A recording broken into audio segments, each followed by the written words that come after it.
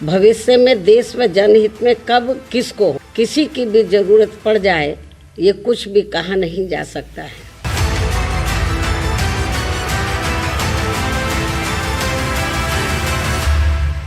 PM face पर रण शर्तों से गठबंधन, मायावती पीएम फेस तभी होगा गठबंधन। 2024 का खेल बीएसपी से हो पाएगा डील का प्लान, बीएसपी का प्रपोजल आया, किस किस को भाया। पीएम फेस की रेस में विपक्ष ने अपने अपने दांव चले हैं। अखिलेश यादव ने पीडीएस सरकार बनाने का फॉर्मूला बताया, नीतीश कुमार ने सुशासन सरकार की बात कही, तो अरविंद केजरीवाल ने मुफ्त की रेवड़ी का मंत्र दे दिया।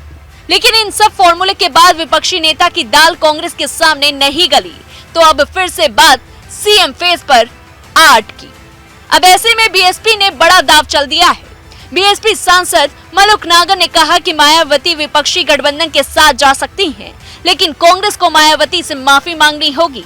इतना ही नहीं, मलुक नागर ने कहा कि मायावती को प्रधानमंत्री घोषित करना होगा, क्योंकि बिना मायावती के विपक्ष चुनाव जीत ही नहीं सकता। हालांकि अंतिम फैसला मायावती ही लेंगी, लेकिन अब ऐसे में सवाल ये भी उठता है कि एकला चलो की राह लिए मायावती अब गठबंधन के मूड में नजर आ रही है। अब ऐसे में सवाल ये भी है कि बीएसपी का इशारा किस ओर है, क्योंकि सपा को सुनाते हुए दे दिया था थोड़ा इशारा। अब देखा जाए तो विपक्ष के पास ना तो कोई चेहरा है, ना ही कोई सियासी फेस, ना तो कोई चुनावी एजेंडा है, ना ही जीत का कोई भंडार, क्योंकि 27 के 27 दल लगे हैं फहराने में अपना अपना झंडा। जब पीएम फेस की चर्चा हुई तो एक नाम सामने आया, और वो नाम था मल्लिकार्जुन अर्जुन खड़गे का। वो भी ये नाम लेने वाला कोई और नहीं बल्कि हमारी ममता दीदी ही थी, क्योंकि बिगाड़ना जो था सियासत का खेला। नहीं समझे? अरे भैया, नीतीश, अखिलेश और केजरीवाल के प्लान को करना जो फ्लॉप था। इतना ही नहीं, मीटिंग में उनकी भी चर्चा हुई जिनको गठबंधन करने का न्योता तक नहीं दिया गया था, और आरोप तो यह तक लग गए थे कि ये तो बीजेपी का साथ देती हैं। अरे कोई और नहीं बल्कि हमारी बहन मायावती। याद है ना, इनका इशारा पहले तो राह अकेले चलने की थी, पर लगता है अब बदल रहा मूड इनका भी धीरे धीरे। वो कैसे हुआ? यूं कि मायावती को इंडिया गठबंधन में शामिल करने पर लक्ष्मण रेखा खींचने वाले अखिलेश ने कांग्रेस से कंफर्म करना चाहा कि क्या वो बीएसपी को गठबंधन में शामिल करने वाले हैं। तो अखिलेश ने कहा कि अगर ऐसा है तो सब अपनी एक अलग राह देख ले, लेकिन कांग्रेस ने साफ इस बात से इनकार कर दिया। अब भला ऐसे में मायावती कैसे चुप रह सकती थी? इतने में मायावती ने भी प्रेस कॉन्फ्रेंस कर डाली और कह डाला कि भविष्य में देश के हित के लिए कब किसको किसकी जरूरत पड़ जाए कुछ भी नहीं कहा जा सकता है। ऐसे में पार्टियों को शर्मिंदगी उठानी पड़ जाए। भविष्य में देश व जनहित में कब किसको किसी की भी जरूरत पड़ जाए, ये कुछ भी कहा नहीं जा सकता है। अर्थात फिर ऐसे लोगों को व पार्टियों को भी काफ़ी शर्मिंदगी उठानी पड़े, ये ठीक नहीं है।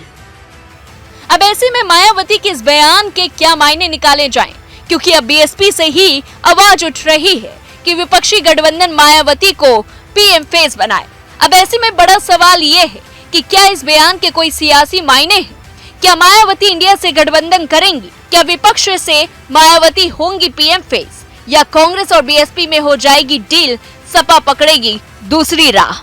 वहीं आपको यह भी बता दे कि बसपा सांसद मलुक नागर ने बड़ा दावा किया है। उन्होंने कहा कि जब तक मायावती साथ नहीं आएंगी, इंडिया गठबंधन का कोई वजूद ही नहीं रहेगा, वे बीजेपी को नहीं रोक पाएंगे। बसपा सांसद ने कहा कि अंतिम फैसला भले ही मायावती को ही लेना है, लेकिन मुझे लगता है कि अगर माफी मांगी जाएगी और प्रधानमंत्री का चेहरा घोषित किया जाएगा तो मायावती जरूर साथ आएंगी। मायावती के इंडिया अलायंस में जाने को लेकर कयासों और अटकलों का दौर लगातार जारी है। एक और जहां कांग्रेस चाहती है यूपी में बसपा कांग्रेस के साथ आए, तो वहीं समाजवादी पार्टी और रालोद की राय इससे काफी अलग है। सपा नेता शिवपाल सिंह यादव कई मौके पर तो यह तक कह चुके हैं कि बसपा अगर बीजेपी से अलग होकर आती है तो अलायंस में उसके स्वागत पर विचार हो सकता है।